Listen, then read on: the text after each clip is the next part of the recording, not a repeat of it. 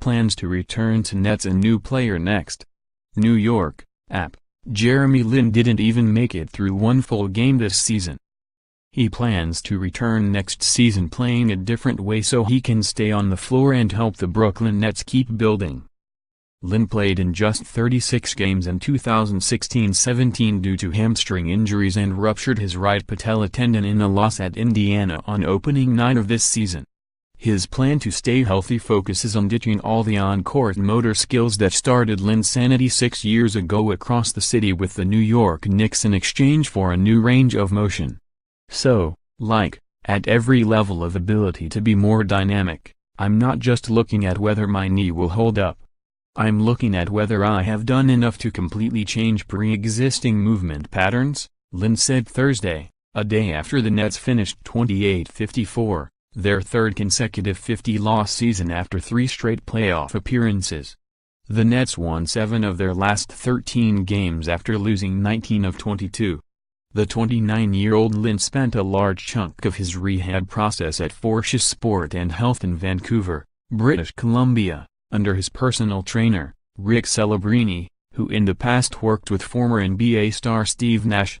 Running, shooting and defending will all seem new for Lin, who signed a 3-year, $36 million deal with the Nets in July 2016, and in February opted into his $12.5 million player option.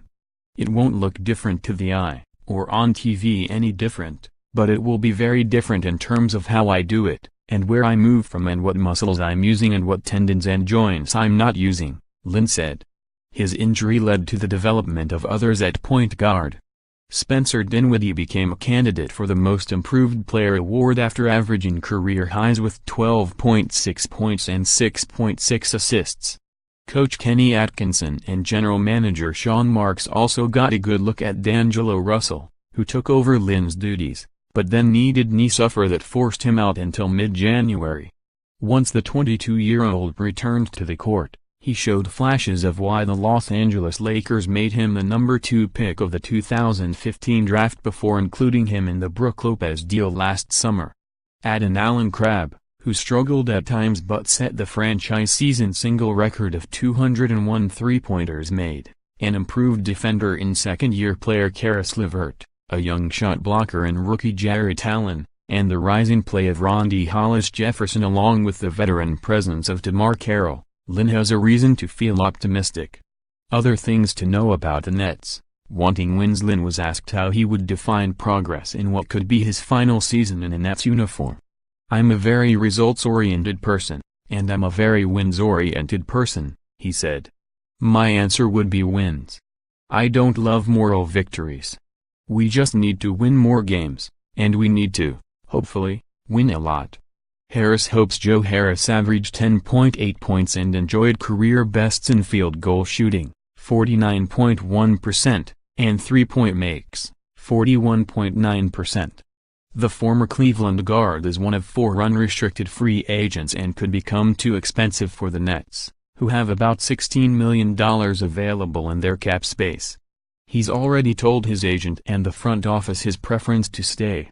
"Yeah, I think any time you're comfortable playing within a system you're going to play more aggressive, you're going to play with more confidence," Harris said. "It's not to say you would go someplace else and not be able to adjust quickly, but I think being here and having a familiarity with everyone, it just makes the game easier for you and understanding where you need to be and what they expect out of you." Russell's role. Russell fell out of favor in Los Angeles, but his teammates in Brooklyn praised his play and work ethic. His talent. "Nobody in this room or arena will question his talent. You just want him to do it consistently," Carroll said. "D'Angelo is probably the closest thing we have to an all-star on our team if he did it consistently. Me, being his big brother, being a leader, I just challenge him to come in and hit it hard every day." Sharing the backcourt with Dinwiddie over the last 3 months of the season, Russell played on and off the ball and averaged 15.5 points and a career-high 5.2 assists. He often mentioned his commitment to Brooklyn's long-term future. "I came into this situation, played a few games and got hurt, went down and come back," Russell said. "I had to earn my stripes all over again and start over. That's kind of what it really was, the reality of it, the whole situation. I had to gain coach's trust back and show them that I was willing to do that again.